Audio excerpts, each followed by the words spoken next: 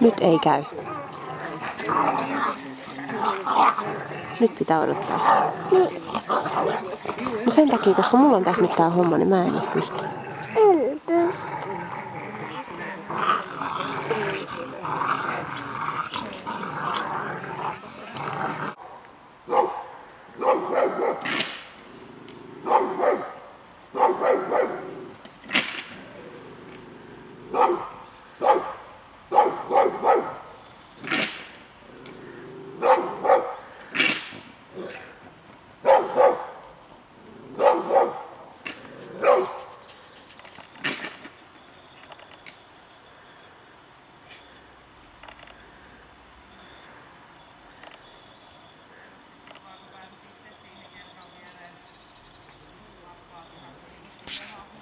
Reippaasti nyt tänne päin.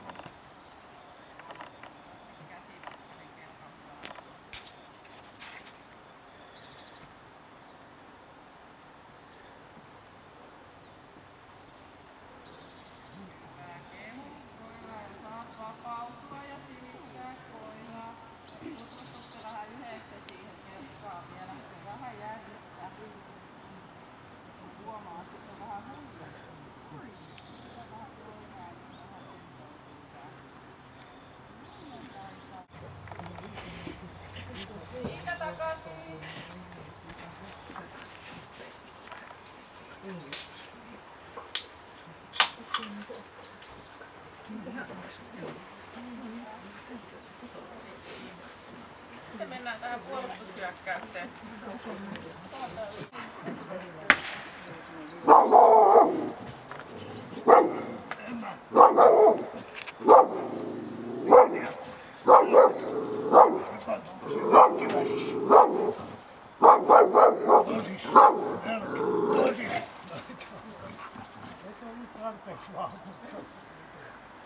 Oli kumma.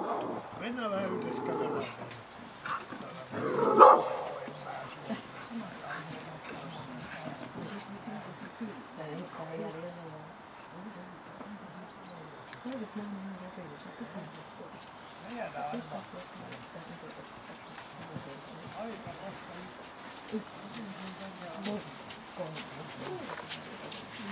Nyt sä saat luvan, niin voit.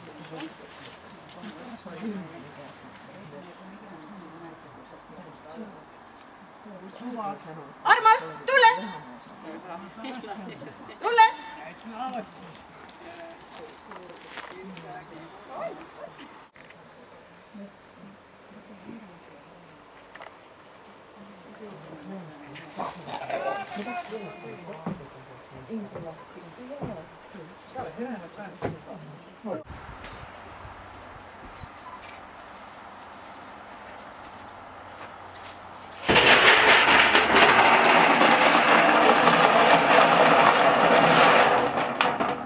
Hyvä, ja tulkaa yhdessä katsomaan tynnyri. Saat kehua koiraa. Vähän tsekkaamassa, että mikä se oikein on. Kehu. Mäyräkoira. Jos saat sen siihen lähelle, niin voit vähän silittää koiraa, kun vähän se nyt oli tommonen jänni. Siitä vaan hienosti. Hyvä. No niin, sitten mennään pimeässä. Tule Enna tänne päin. Ei.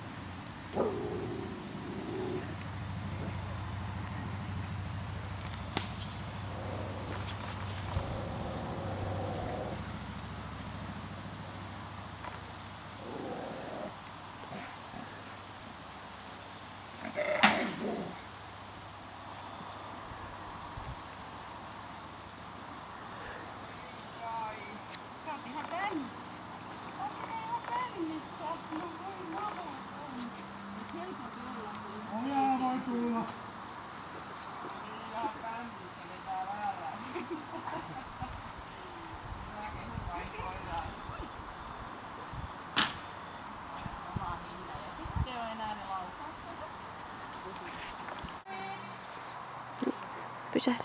Paukahtaa sit kohta kovasti.